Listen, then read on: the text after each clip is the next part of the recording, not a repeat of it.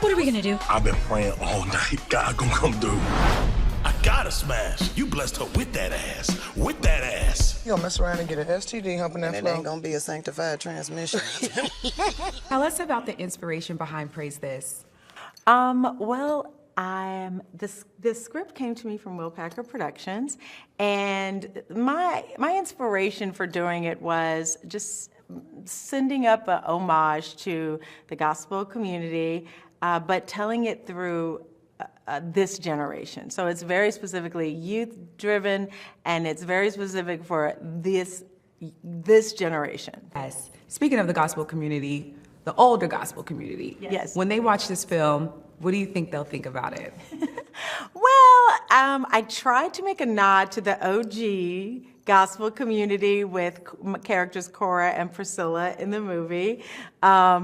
So I think a couple things. One, I think I'm hoping they'll think it's funny, and some things about church culture are timeless.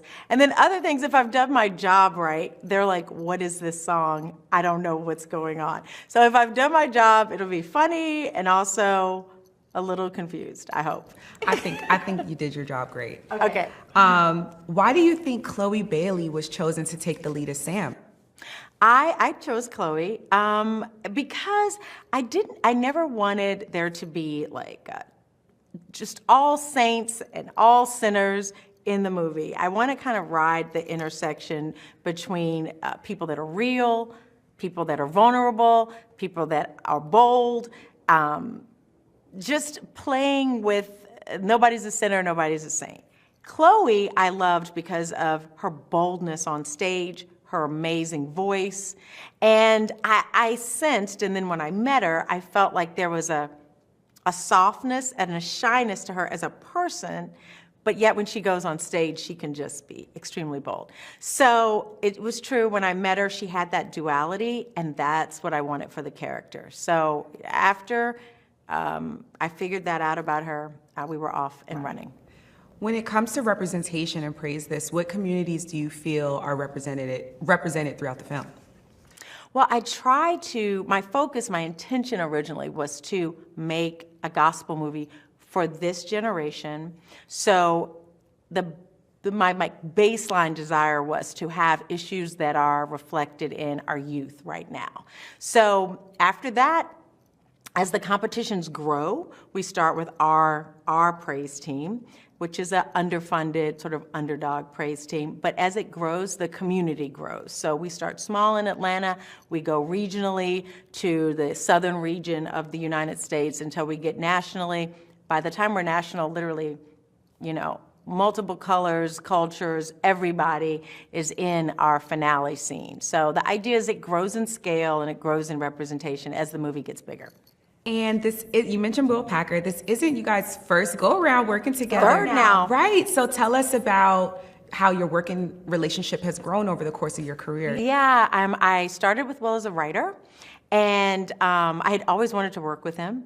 And then I met him, then I worked with him, and then I was waiting for him to call me as a director. It took a while. I was like, hello. Then he finally watched a film that I directed. And then our chemistry and sensibility it just really synced. And we were, off to the races. I love it. And for you, ATL, Drumline, Little, you do a great job at providing representation for the Black community, but in more fun, uplifting ways. Yeah. What served as some early inspiration for you?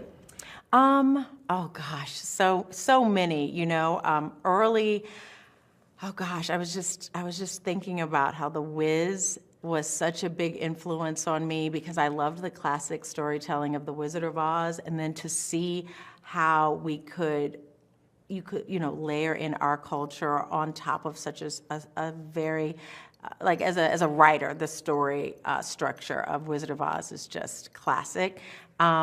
School Days was an early influence for me, seeing HBCU campuses, seeing our fraternities, our sororities, and all of the cultural elements that Spike, included in that. So those are just a few. Yes, yeah. I love it. And last question, is there space for a sequel to Praise This? Because I'm already ready. I love that. Well, it depends. If people watch it and they want it, then likely it will happen. So we'll see how it goes. Fingers crossed, because I would love to revisit those characters again, see where faith takes them. Faith journeys can be funny and fun. So it would be fun to check in with all of them and see, where they've landed. Well, I'm excited. This movie is hilarious. I can't wait for everyone to see it. Thank you so much, Tina. I appreciate it. Thank you. Thank you. What's up, Jeroslyn? Hey, Will Packer, this is such an honor. The honor's mine. You look great. You look great. Thank you. How you feel? Amazing. First of all, this movie's hilarious. Thank you. It's everything and then plus 10. I appreciate it. Okay. Tell a friend to tell a friend. It's coming at the perfect time. We need this. We need laughter. We need upliftment. And we need some good music. All the music is banging. Tell me what inspired you to create this film. Praise this. I was pitched this idea, like this general concept, years ago by a young executive who worked for Tim Story, who's a director that I collaborate with all the time. This executive's name was Antoine Jenkins, and he came and he said, what about a movie set in the world of competitive praise teams? And it's a world that I'm familiar with. I grew up in the church, and I have made a movie that's in the faith-based space before. It was called The Gospel. I've made competition films. I made Stomp the Yard. But I hadn't done like a competition faith-based movie with choirs and humor. And so I jumped at the chance to do that. And I was like, if we do this right, you're gonna appeal to people that are not just a traditional church audience, but also audiences that will come for, the Beyonce Drake gospel mashup. They'll come for the Drewski comedy or the Quavo, realness, or the Chloe voice. Like, they'll come for various reasons. But while there, they'll enjoy this journey of a young woman who's lost her way, who is trying to reconnect with her faith and her spirituality. Beautiful. Right. Everybody can relate to that. Yeah. And you got Tina Gordon. Yes. It's not your first time working together. How did you know she was the one for this job? Oh, that's my girl. She and I work so very well together. We've got a shorthand. She is masterful in the way that she approaches scripts and directing. She's really good with ensemble. She knows how to put her cast in position to win, I like to say. She knows how to use what they do very well and get them to do that. Put them, for instance, a Drewski. Amazing talent, really, really funny, has not done, a lot of feature films, but he knows how to connect with an audience. And she put him in a movie where he could be that comic relief who connects with the audience, right? So that's what she does. She does that very well. And we talk together about how do we make a movie that appeals to the broadest audience. Let's not segment ourselves. Let's not relegate ourselves to just one audience. We do this right, it should be something that plays broadly. And I think it will. I think too. And so when it comes to the church, are there any stigmas that we're going to see addressed as it relates to the church in Praise This? Yeah, well, in the church, there's actually a character who is our mega pastor, who is over the top and, a little bit of the mega pastor trope that you've seen before, where he is, super gregarious and rich and all that stuff and arrogant. We make fun of that. We make fun of the fact that you have folks that have opinions about what's church and what's not.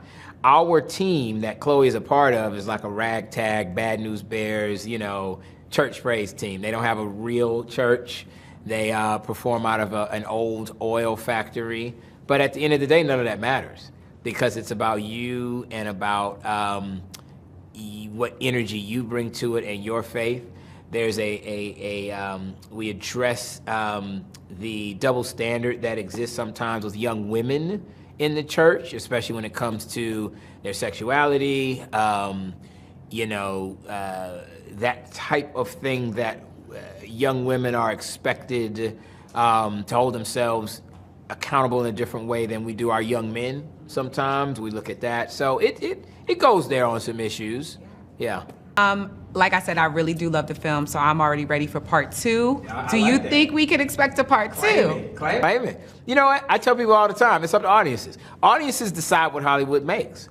And I've been very, very successful because audiences have come out and supported my content. I would love to take this journey again with these characters or other characters, but in this world, I'd love to keep it going. We'll see. The people will decide. I'm I'm ready. I'm part of the people, and we decided we need a part 2. Well, then it's done. Come on now. What are we talking about? Let's go. I'm ready. Thank you, Will. Such an honor. Thank you.